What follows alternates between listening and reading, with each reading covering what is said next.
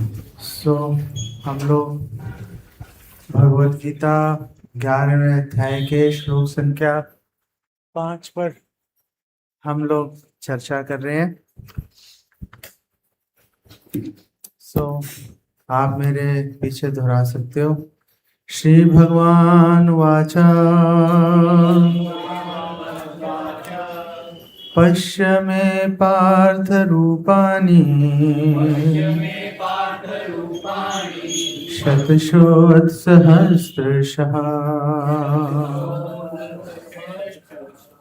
शतशो अथ सहस्रशः नानाविधानि दिव्यानि नानावर्णाकृतीनि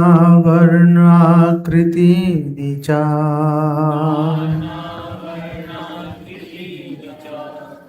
अनुवाद। भगवान ने कहा, हे अर्जुन, हे पार्थ, अब तुम मेरे ऐश्वर्य को, सैकड़ों हजारों प्रकार के दैवी और विविध रंगों वाले रूपों को देखो। तात्पर्य: अर्जुन कृष्ण के विश्व रूप का दर्शनाभिलाषी था, जो दिव्य होकर भी दृश्य जगत के लाभार्थ प्रकट होता है। फलतः वह प्रकृति के अस्थायी काल द्वारा प्रभावित है। जिस प्रकार प्रकृति माया प्रकट अप्रकट होती है, उसी तरह कृष्ण का यह विश्व रूप भी प्रकट तथा अप्रकट होता रहता है।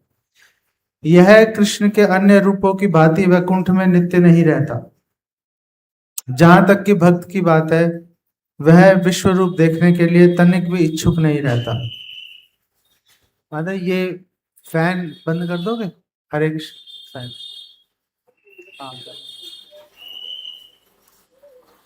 जहां तक भक्त की बात है, वह विश्व रूप देखने के लिए तनिक भी इच्छुक नहीं रहता। लेकिन चूंकि अर्जुन कृष्ण को इस रूप में देखना चाहता था, अतः वे यह रूप प्रकट करते हैं। सामान्य व्यक्ति इस रूप को नहीं देख सकता। श्री कृष्ण द्वारा शक्ति प्रदान किए जाने पर ही इसके दर्शन हो सकते हैं। आजानुलंबित भुजौ कनकावदातौ संकीर्तने पितरौ कमलायताक्षौ विश्वम्भरौ द्विजवरौ युगधर्मपालौ वंदे जगत्प्रियकरौ करुणावतारौ वंदे श्री कृष्ण चैतन्य नित्यानंदो सहोदितो गौड़ोदय पुष्पन्दो चित्रोषंदो तमोनदो पंचतत्वात्मकं कृष्णं भक्तरूप स्वरूपकं भक्तावतारं भक्ताख्यं नमामि भक्त शक्तिकम्। श्री कृष्ण चैतन्य प्रभु नित्यानंद श्री अद्वैत गदाधर श्वासदि भक्तवृंदा। हरे कृष्ण कृष्ण कृष्ण हरे हरे, हरे राम राम राम हरे हरे। तो हमेशा की तरह शुरू करने से पहले एक लाइन बोल ही देता हूँ, हालांकि असर कम ही होता है कि भगवान के दर्शन आंख से नहीं होते, भगवान के दर्शन कान से होते हैं। तो अगर भगवान के दर्शन करने के अभिलाषी हो वाकई में, बैठ के सुनते रहना। अभी भगवान परीक्षा लेंगे आपकी 10 मिनट में जब पट खुलेंगे और फिर देखेंगे कौन आंखों से देख रहा है और कौन कानों से देख रहा है। तो इसका प्रसंग क्या है कि अर्जुन ने भगवान को रिक्वेस्ट किया कि आप प्लीज मुझे अपने जो आपका विराट रूप है उसके दर्शन कराइए, मन्य से यदि तत्शक्य, यदि आपकी इच्छा हो, जबरदस्ती नहीं है। अर्जुन का ये कहना है, यदि आपकी इच्छा है तो आप दर्शन मुझे आप दे सकते हैं। इच्छा नहीं है, कोई बात नहीं, छोड़ो। तो इससे एक बहुत बड़ी सीख मिलती है कि अब हम भगवान से मांगते ही रहते हैं। हम ऐसा तो है नहीं कि भगवान से नहीं मांगते। लेकिन कई बार भगवान से मांगने में दोष भी लगता है। वो दोष ये लगता है कि लोग ये कहते हैं कि क्या भगवान को नहीं पता आपको क्या चाहिए? आप बोल के क्या साबित करना चाह रहे हो कि पिता को ये नहीं पता कि पुत्र की क्या आवश्यकता है? बदला उतार दिया। अच्छा, मैंने माला पहनाई थी ना, बदला उतारा इन्होंने। Thank you.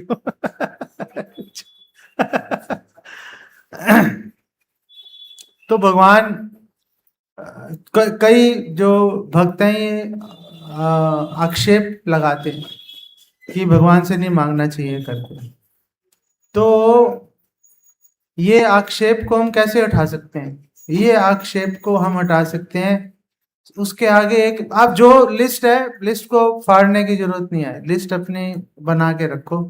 आगे ये लिख दो, मन्य से यदि, अगर आपकी इच्छा है तो। बात खत्म हो। तो मेरी ये लिस्ट है, हे भगवान आपकी इच्छा है, आप प्लीज ये काम कर दीजिए। नहीं इच्छा, प्रॉब्लम नहीं है, चल रही है गाड़ी जैसे आपकी दया से आगे भी चलती रहेगी। तो जब हम ये बोल देते हैं कि यदि आपको अच्छा लगे, और ये बात आप भौतिक जीवन में भी लगा के देख लो, आप अपने माँ बाप को बोल के देख लो, वो तो तरस गए होंगे कि कोई ये लाइन बोलेगा कि अगर आपको अच्छा लगे। हम तो कनपट्टी में बंदूक रख के मांगते हैं, नहीं अरे ये कर दो, जरा सा भी ध्यान नहीं रखते। लेकिन अगर हमने अपने माँ बाप को भी ये बोल दिया कि अगर आपको अच्छा लगे, अरे माँ बाप तो वैसे ही जान देने के लिए तैयार रहते हैं, लेकिन अगर ये लाइन बोल दी ना, अगर आपको अच्छा लगे, तो और दम लगाएंगे वो फिर। नहीं, कौन नहीं लगाएगा? आप भी लगाओगे दम। अगर आपका बच्चा छोटा या माताएं हैं उनके, आजकल तो खैर पति तो बोलते ही रहते हैं। अब पतियों ने ये लाइन पकड़ ली है।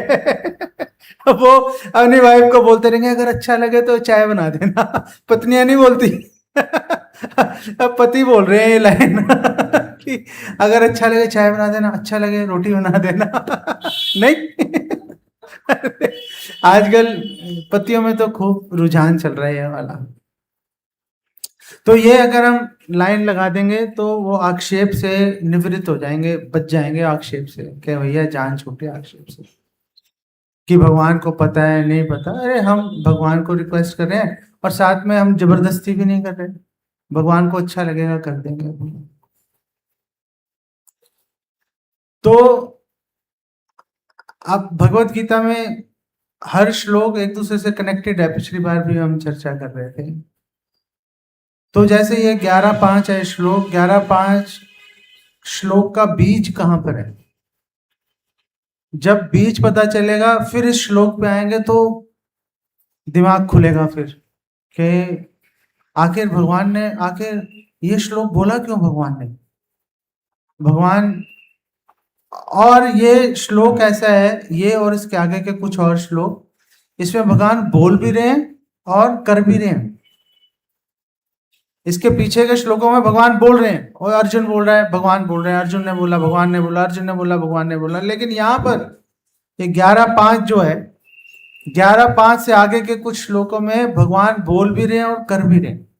भगवान अर्जुन को बता भी रहे हैं और अपना विराट रूप दिखा भी रहे हैं, दोनों चीजें साथ साथ चल रही हैं। ये बहुत महत्वपूर्ण बात है। ये श्लोक पीछे के सारे श्लोकों से अलग है। अभी तक जितने श्लोक चले 11.4 तक, 1.1 से 11.4 तक,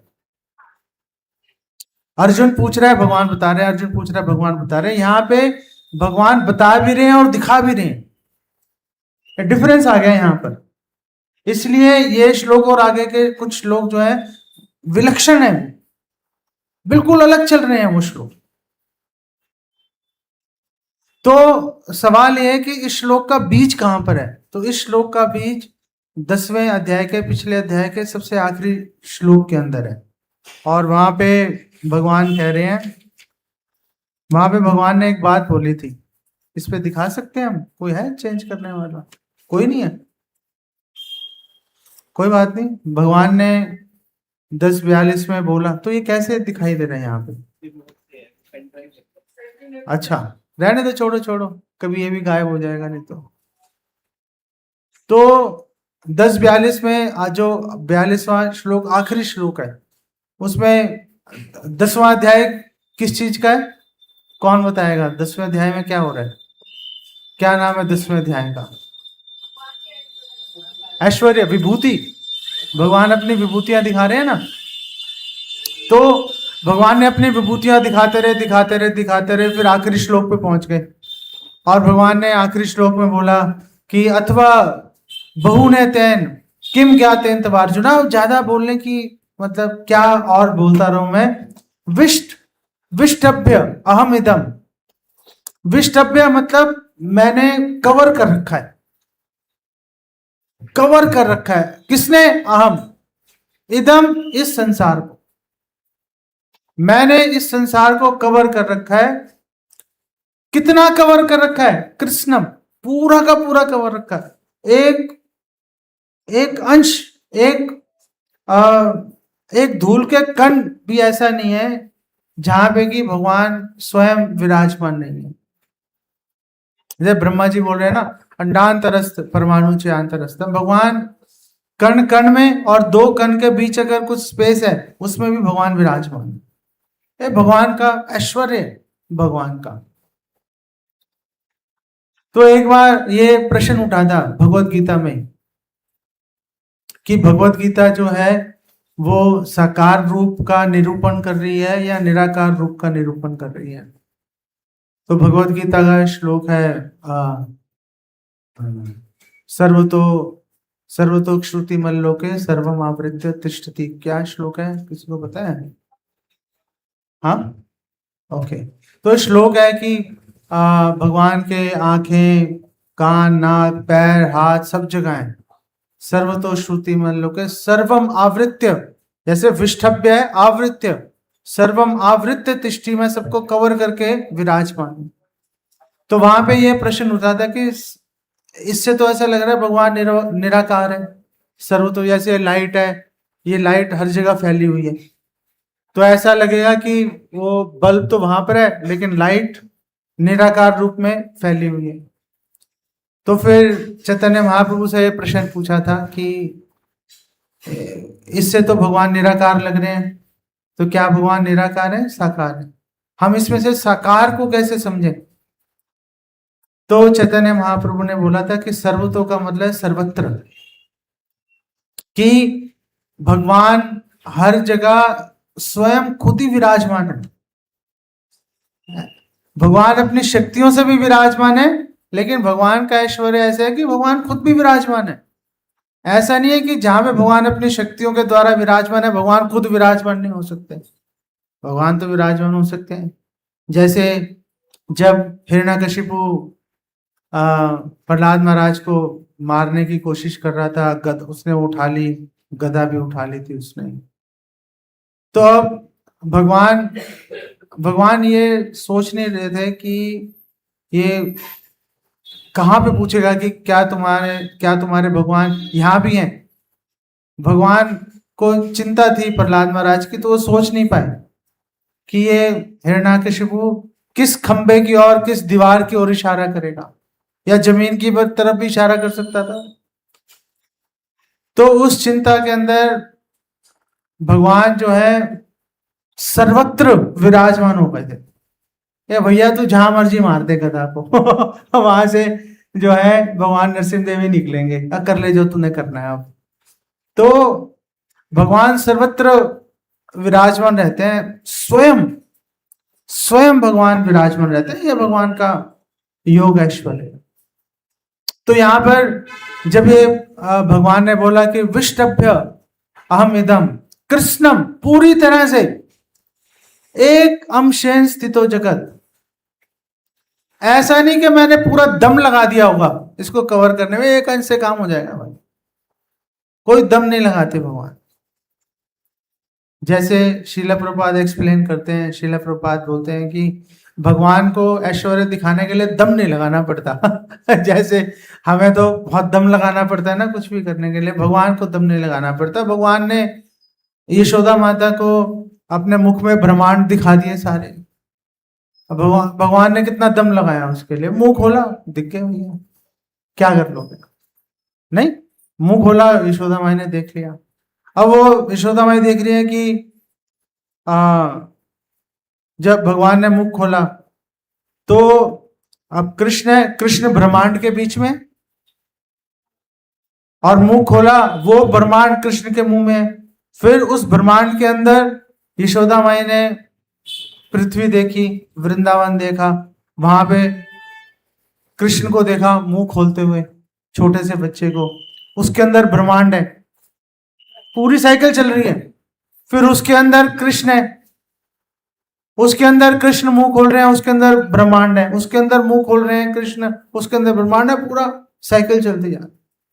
कितना दम लगाया भगवान ने दिखाने में? कोई दम नहीं लगाया, मुंह खोला दिखा दिया भगवान ने। ये भगवान का ऐश्वर्य है। तो श्रीला प्रभुपाद बोल रहे हैं कि भगवान को दम नहीं लगाना पड़ता दिखाने के लिए।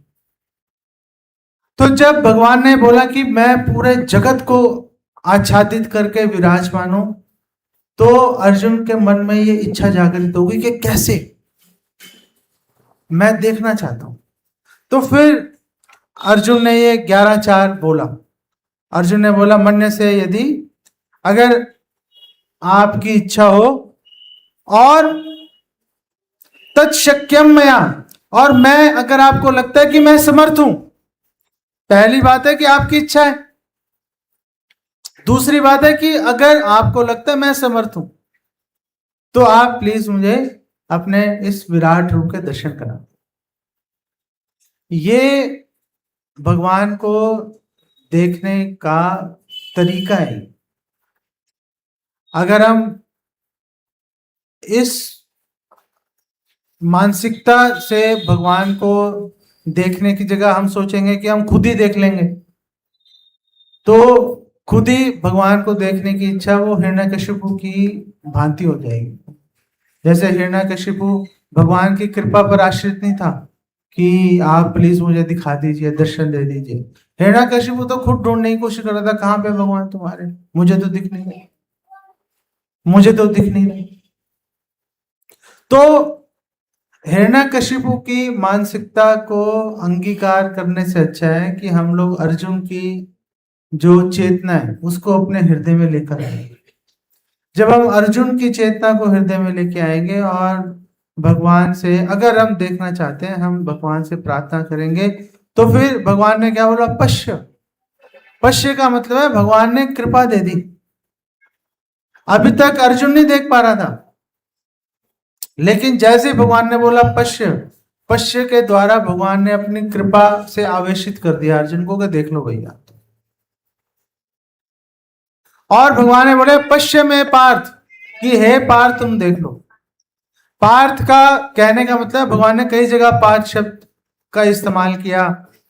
शुरू में भी भगवत गीता 2nd चैप्टर में भी भगवान ने पार्थ शब्द का प्रयोग किया कि कुतस्त्वा कश्मलम इदम पार्थ, कि पार्थ तुम में ये जो दूषण है, ये जो दौर्बल्य है, ये तुम में कहां से आ गया? तो भगवान पार्थ जब अर्जुन को बोल रहे हैं तो उसको, उसके साथ अपने संबंध को दिखा रहे हैं। तो जब यहाँ पे भगवान बोल रहे हैं पश्य में पार्थ, तो पश्य में पार्थ बोलने का मतलब एक तो भगवान ने अपनी कृपा से आवेशित कर दिया, और दूसरी बात यह है कि भगवान अर्जुन को बता रहे हैं कि तुम्हारे से मेरा एक संबंध है। तो इसका मतलब है कि अगर हम भगवान को देखना चाहते हैं तो हमें भगवान से अपना एक संबंध बनाना पड़ेगा। बगैर संबंध के हम भगवान के दर्शन कदापि नहीं कर सकते। हिरण्यकशिपु कभी भगवान के दर्शन नहीं कर पाया। आप बोलो कि अंततः तो हिरण्यकशिपु ने भगवान के दर्शन किए ही, ऐसा थोड़ा ना कि आमने सामने लड़ाई भी हुई, काफी देर लड़ाई भी चली, तो दर्शन तो भगवान को देख रहा था तभी तो लड़ाई कर रहा था वो। ऐसे तो दुर्योधन ने भी देखा। तो भगवत गीता कहती है पश्यन् अपि न पश्यति। जरूरी नहीं है कि आप देख लो और देख ही लो। देखने का मतलब देखना नहीं होता। ऐसा नहीं है कि हमने किसी वस्तु को देख लिया, जैसे हमने भगवान के विग्रह को देख लिया। भगवान के विग्रह को देखना एक बात है, भगवान के विग्रह की महिमा को समझ के भगवान के विग्रह को देखना दूसरी बात है। जो भगवान के विग्रह की महिमा को समझ के भगवान के दर्शन करेगा वो 2 घंटे भी खड़ा रहेगा, कम टाइम रहेगा। जिसको भगवान की महिमा नहीं पता और वो भगवान के दर्शन करेगा, 10 मिनट, 5 मिनट, 15 मिनट चलता बनेगा। पहले जब तक हमने कानों से नहीं सुना था तब तक हम भी ऐसे ही कर रहे थे, आपका लोगों का मुझे पता नहीं। तो हिरण्यकशिपु ने देखा था भगवान को, लेकिन भगवान की महिमा को जान नहीं पाया था। दुर्योधन ने भगवान को देखा था लेकिन भगवान की महिमा को जान नहीं पाया था। तो भगवान को देखना और भगवान की महिमा को समझना, दोनों में जमीन आसमान का फर्क है। तो जब भगवान कृष्ण ने अर्जुन को अपने विभूतियों के बारे में, ऐश्वर्य के बारे में बताया, कैसे भौतिक संसार को उन्होंने आच्छादित किया हुआ है, कैसे संसार बना,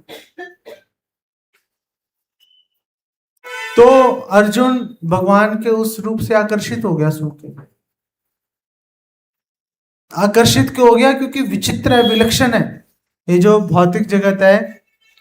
भक्त इसको चाहे कितना भी खराब समझे, दुखालयम शाश्वतम, लेकिन विलक्षण है भाई। देखो विलक्षण है, इसलिए तो भक्त बनने के बाद भी हम निकलने के लिए कितना ही दम लगा रहे हैं हम पूरा दम तो नहीं लगा रहे कौन भक्त है जो बोल सकता है हमने तो पूरा दम लगा रखा है? भैया नहीं लगा रखा।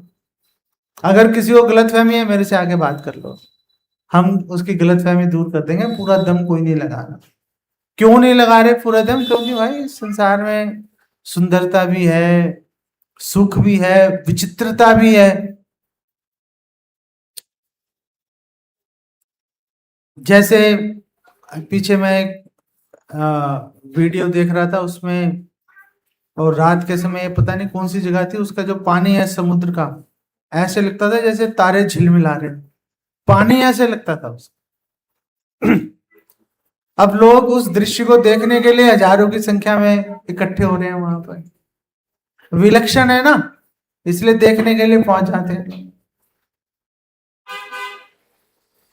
इतनी ताकत में लोग भगवान के मंदिर में तो जा नहीं रहे। जैसे लोग हिल स्टेशन पे पहुंच जाते हैं, वो 6-6 किलोमीटर लंबी लाइनें लग रही हैं, यहाँ तो नहीं लग रही। क्यों लाइनें लग रही हैं? क्योंकि उनको विलक्षणता, कुछ सुंदरता, कि हम जाएंगे बर्फ देखेंगे, कि बर्फ का गोला उठा के एक दूसरे के ऊपर मारेंगे, अच्छा लगेगा, फोटो खींचेंगे और फिर फोटो संभाल के रखेंगे। नहीं तो सुंदरता है इसलिए आकर्षित हो जाते हैं ना। तो अर्जुन ने भी सोचा एक बार देखता हूं, इतना विलक्षण रूप है भगवान का, विराट रूप। तो अर्जुन ने इसलिए भगवान को रिक्वेस्ट की। और ये जो भौतिक जगत है इसका एक नाम है दुर्ग, किला, प्रिजन, दुर्ग। और उसके जेलर का नाम क्या है? दुर्गा। दुर्गा मतलब दुर्ग वाली, जो दुर्ग की देख रेख कर रही है, वो माता दुर्गा है। इसीलिए तो लोग दुर्गा माता के आगे बिल्कुल दंडवत करते हैं सुबह शाम दिन रात, के जेल में तकलीफ कम मिलेगी। लेकिन जो जेलर है वो आपको कितनी सुविधाएं दे दे, जेल से बाहर नहीं निकाल सकता। जेल से बाहर तो जो देश का कानून बनाने वाला है, प्रेसिडेंट है, वही जेल से बाहर निकालेगा, जज जेल से बाहर निकालेगा। ऐसे ही दुर्गा देवी भौतिक जगत में सुख दे सकती हैं, बाहर निकालने का जिम्मा उनका नहीं है। बाहर निकालने का जिम्मा केवल परम भगवान का है। वो या उनके भक्ति बाहर निकालेंगे और किसी में ताकत नहीं है। बाहर निकालने की। और क्योंकि ये जगत विलक्षण है इसलिए जेल है लेकिन दीवारें नहीं है कोई दीवार नहीं है और कोई छोड़ के नहीं जाता। सब इसी पे प्रभुत्व जमाने के लिए लगे हुए हैं कि हम किसी तरह से, जिसके बाद 2 कमरे का मकान है 3 के पीछे भाग रहा है, जो 3 कमरे का मकान है वो 4 के पीछे भाग रहा है, 100 गज वाला 200 के पीछे भाग रहा है, 200 वाला 500 के पीछे भाग रहा है। यही खेल चल रहा है। विलक्षण है ना, विलक्षण है इसलिए।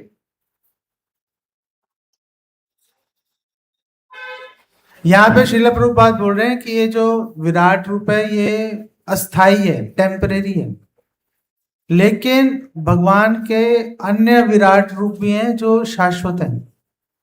जैसे कौन बताएगा भगवान के ऐसे कौन से विराट रूप है जो शाश्वत है, कभी खत्म नहीं होंगे वो? जैसे भगवान कृष्ण हमेशा है ऐसे वो रूप भी हमेशा रहेंगे। नहीं वो विराट रूप नहीं है ना, मतलब विराट रूप ऐसे तो भगवान के सारे ही रूप हैं, ऐसे तो हम एक महीने तक गिनते रहेंगे, खत्म ही नहीं होगा। विराट रूप जो शाश्वत है, ये विराट रूप जो है ये तो अशाश्वत है, अनित्य है ये। लेकिन भगवान के ऐसे अनेक भगवान के रूप हैं जो कि शाश्वत है, विराट है फिर भी शाश्वत है। जैसे महाविष्णु, आपने बोला था हाँ महाविष्णु नहीं, यह कारण अर्णव जले भजती स्म योगा निद्राम अनंत जगदंड सरोम कूपा। भगवान के इतना विराट है कि भगवान के रोम छिद्रों से ब्रह्मांड निकल रहे हैं, और इससे विराट और क्या चाहिए हमें। लेकिन भगवान का वो रूप जो है वो अस्थाई नहीं है, वो शाश्वत है। जो कारणोदकशाही विष्णु है महाविष्णु वो शाश्वत है, इसी तरह से गर्भोदकशाही विष्णु शाश्वत है। ये जो भगवान ने विराट रूप स्पेशली भौतिक जगत को दिखाने के लिए बताया, इसका वर्णन किया, वो अस्थाई। तो एक सवाल ये भी उठता है कि भगवान ने आखिर इसका वर्णन क्यों किया अस्थाई का? स्थाई का वर्णन करो भाई, स्थाई का वर्णन करोगे तो फायदा भी होगा। अगर हम स्थाई भगवान के स्थाई रूप से आकर्षित हो गए तो फायदा होगा ना फिर हमें। भगवान ने अस्थाई का वर्णन क्यों किया? क्योंकि बहुत से लोग अगर उनको सीधा स्थाई के बारे में बताएंगे उनको इंटरेस्ट ही नहीं आएगा। अलग अलग लोगों की अलग अलग रुचि होती है। अगर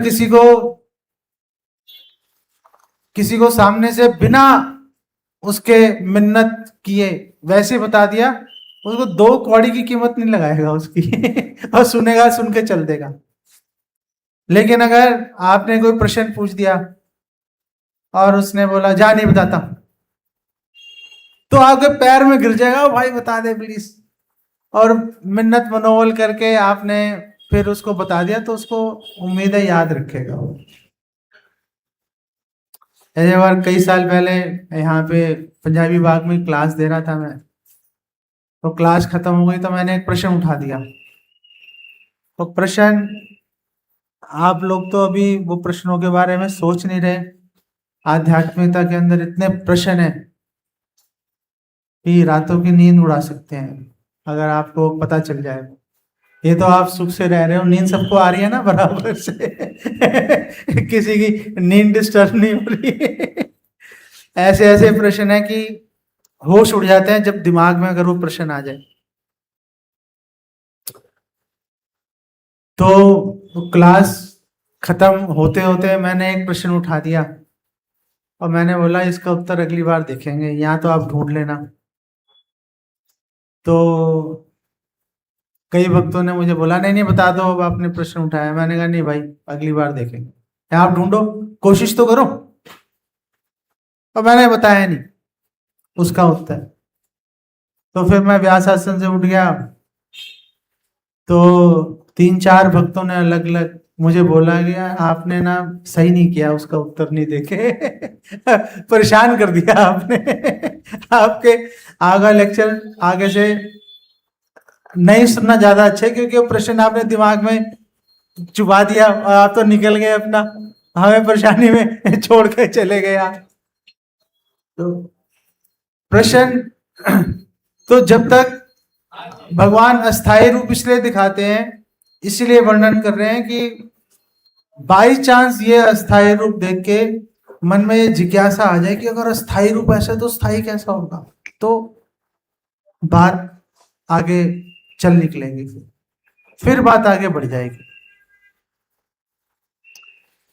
और श्रील प्रभुपाद ये भी प्रश्न उठाते हैं कि आखिर अर्जुन भगवान का अस्थाई रूप देखना क्यों चाहता था, क्योंकि वो तो भगवान के द्विभुज दिव्य रूप का दर्शन कर ही रहा था। और फिर 11:1 में अर्जुन पहले ही बोल चुका है, 11:1 के अंदर अर्जुन बोला है कि मोहो अयम विगतो ममा, मेरा मोह खत्म हो चुका। जब अर्जुन का मोह खत्म हो चुका है तो फिर वो भगवान के विराट रूप के दर्शन क्यों करना चाहेगा? नहीं। तो जब ये प्रश्न उठ गया तो श्रील प्रभुपाद इसका उत्तर दे रहे हैं। वो बोल रहे हैं कि भगवान कि अर्जुन भगवान के विराट रूप, जो अस्थाई विराट रूप है, उसका दर्शन इसलिए करना चाहता है ताकि जो भविष्य में जो अनेक झूठे अवतार आएंगे पौंडरक टाइप, उनका मुंह बंद करने के लिए, कि जैसे अर्जुन ने भगवान को बोला कि आप मुझे विराट रूप दिखा देंगे, ऐसे अगर कोई दावा करे कि हम भगवान के अवतार हैं, मैं भगवान का अवतार हूं, ऐसे भक्ति विनोद ठाकुर के समय में एक योगी था, उसने ये दावा किया था कि मैं भगवान का अवतार हूं। तो ऐसे लोग अगर दावा करेंगे तो उनसे बोला जा सकता है अगर आप भगवान के अवतार हो तो आप जरा विराट रूप दिखाना प्लीज। और श्रील प्रभुपाद ने बोला कि जब आप विराट रूप की रिक्वेस्ट करो उनको कि विराट रूप दिखाओ, उस समय पोस्ट डेटेड चेक नहीं चलेगा कि बाद में दिखाएंगे। भगवान कृष्ण ये तो नहीं कह रहे बाद में दिखाएंगे, भगवान कृष्ण ने तुरंत अर्जुन को दिखाया। ऐसे ही अगर कोई व्यक्ति दावा करता है कि मैं भगवान हूं तो उसको तुरंत अपना विराट रूप दिखाना पड़ेगा। ये टेस्ट अर्जुन ने वहां पर प्रस्तुत किया हमारे लिए कि हमें क्या करना चाहिए अगर किसी ने गलती से हमें बोल दिया कि मैं भगवान। और श्रील प्रभुपाद बोलते हैं कि अगर कोई विराट रूप नहीं दिखा पाया, इसका मतलब वो व्यक्ति ऐसा है जिसकी कुत्ते बिल्ली जैसे लोग ही जिसकी प्रशंसा करेंगे। और फिर श्रील प्रभुपाद ने वो श्लोक को कोट किया, श्व कुत्ता, श्व विट वराह, मल खाने वाला सुअर, उष्ट्र, उष्ट का मतलब ऊंट,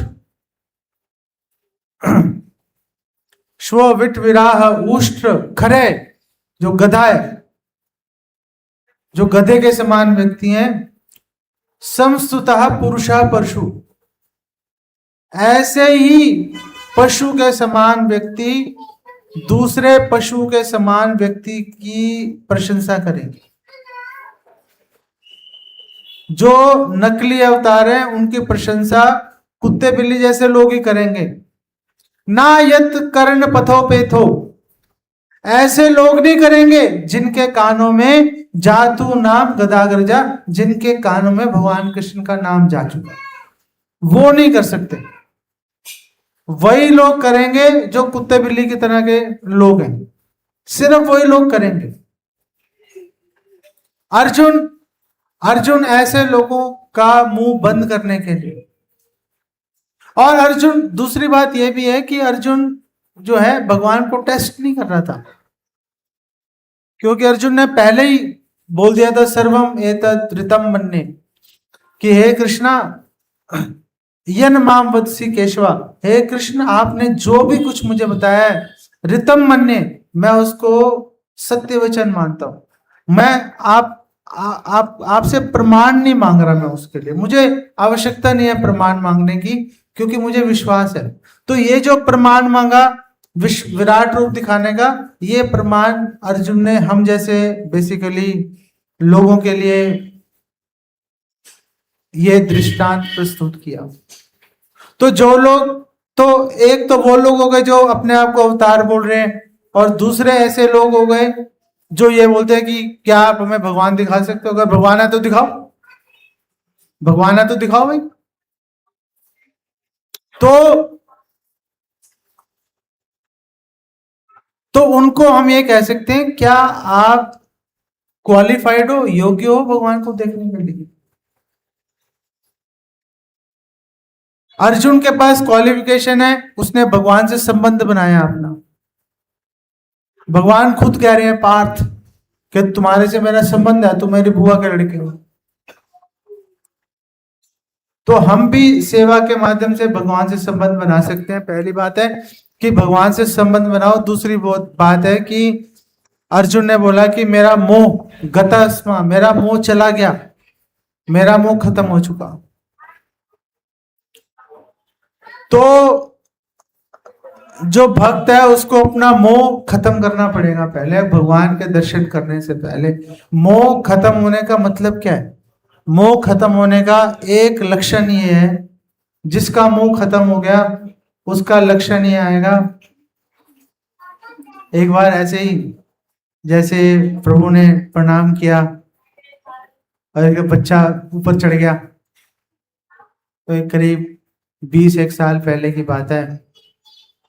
एक बार मैं ईस्ट ऑफ क्लास से आ रहा था, बीच में बिरला मंदिर के वहां से निकला, तो मैंने कहा चलो बिरला मंदिर में भगवान के दर्शन कर लेता हूँ। अब बिरला मंदिर में अंदर घुस गया मैं दर्शन करने के लिए। भगवान के दर्शन थे, एक कथा चल रही थी,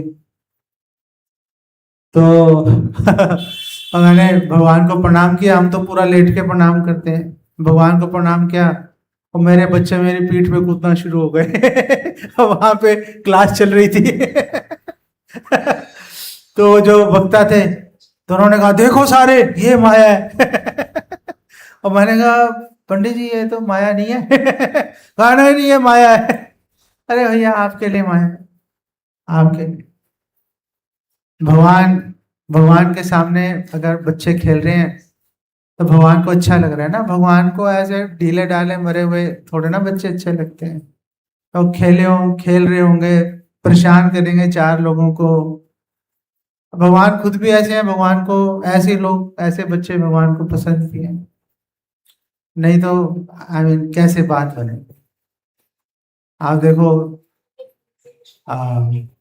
जो बच्चे हैं, जो कृष्ण के सखा हैं, कैसे कैसे खेल खेलते थे वो। मेंढकों को पकड़ के उनको पैर में धागा बांध के भगाते थे, वो खुद साथ साथ भागते थे। कौन कर सकता है भैया? अब भगवान के साथ जो रहेंगे वो इस तरह का काम करते हैं। इसको देख के बच्चे को मुझे वो याद आ गया आज भी। एक मैं प्रणाम कर रहा था, अरे देखो ये माया है, देख लो ये सब, ये माया है। तो मैं बता रहा था कि अगर मोह खत्म होगा भगवान से संबंध बनाने के बाद, तो मोह खत्म होने के कई लक्षण है, लेकिन एक लक्षण उसमें से ये भी है कि हम ये जान जाएंगे जब मोह खत्म होगा कि हम भगवान को नहीं देख सकते। हम भगवान को देखना हमारे बस की बात नहीं। और जैसे ही हमारे दिमाग में ये विचार आएगा कि हम भगवान को नहीं देख सकते, तो फिर दूसरा विचार क्या आएगा कि अगर हम भगवान को देखना चाहते हैं तो भगवान की ही शरण लेनी पड़ेगी। फिर जैसे अर्जुन ने बोला 11:4 में कि मन से यदि तत्शक्यम मया दृष्टुम, कि अगर मैं देखने के आप मुझे योग्य समझते हो तो मुझे दर्शन दीजिए। तो फिर हम भगवान को ये बात बोलना शुरू करेंगे, हे भगवान आप प्लीज हमें ऐसी दया कीजिए कि हम आपके दर्शन कर पाए। आप बोलो हम तो दर्शन कर रहे हैं, सुबह शाम कर लेते हैं, आप कैसे कह रहे हो कि दर्शन नहीं करते? तो जैसे हमारे आचार्य बताते हैं, गोपियों का भाव प्रकट कर रहे हैं, बोल रहे हैं कि एक गोपी दूसरी गोपी को कह रही है कि देखो अगर तुम्हें अपने परिवार से प्रेम है तो केशी घाट में मत जाना। है क्यों नहीं जाए केशी घाट पे? वहां पे कृष्ण त्रिभंगा रूप में खड़े हुए हैं, वंशी वादन कर रहे हैं। अगर तुमने उनको देख लिया तो तुम्हारी अपने परिवार में, इस संसार में रुचि नहीं रहे। तो अगर हमारी रुचि है इस संसार के अंदर अपने परिवार में, तो इसका मतलब भगवान के दर्शन हम ठीक से कर नहीं पा रहे। भगवान की शरण लेने की आवश्यकता है। रुचि ना होना अलग बात है, और परिवार वालों की कर्तव्य भावना से देखभाल करना दूसरी बात। रुचि नहीं होने का मतलब ये नहीं है कि छोड़ के निकल जाओगे। रुचि नहीं होने का मतलब है कि कर्तव्य भावना से जो आपके जो ड्यूटीज हैं उसको निर्वाह करोगे। तो जब एक भक्त ये समझ जाता है कि अपनी ताकत से मैं भगवान के दर्शन नहीं कर सकता, तो फिर वो भगवान की शरण लेगा। भगवत गीता में कई जगह से इसका कनेक्शन आ सकता है, अब टाइम नहीं है तो वो कनेक्शन नहीं लेके आ रहा मैं। ईशोपनिषद के मंत्र 15 में ही इसी प्रकार भक्त भगवान से प्रार्थना कर रहा है, हिरण्मयेन पात्रेण सत्य स अपिहितम मुखम। आपने ढका हुआ है अपने मुख को। किससे ढका हुआ है? हिरण्मयेन पात्रेण। आपने एक सुनहरे पर्दे से आपने अपने मुख कमल को ढका हुआ। तत्तम पूषण अपावृणु। हे पूषण, हे पालनहार, आप प्लीज अपावृणु, इस पर्दे को हटा लीजिए। सत्य धर्माय दृष्टे, ताकि एक भक्त आपके दर्शन कर सके। यहां पे बात पहुंच जाती है, यहां पे बात पहुंच जाती है। यहां से फिर एक भक्त फिर प्रतीक्षा करता रहता है। जब उसने भगवान को बोल दिया कि हे भगवान आप प्लीज मुझे दर्शन दीजिए, अब भक्त ये वेट करता रहता है कि भगवान कब बोलेंगे। पश्य, देख ले भाई, पश्य, ये लो, अब तुम देखने के योग्य हो, अब तुम दर्शन कर लो, कोई परेशानी नहीं।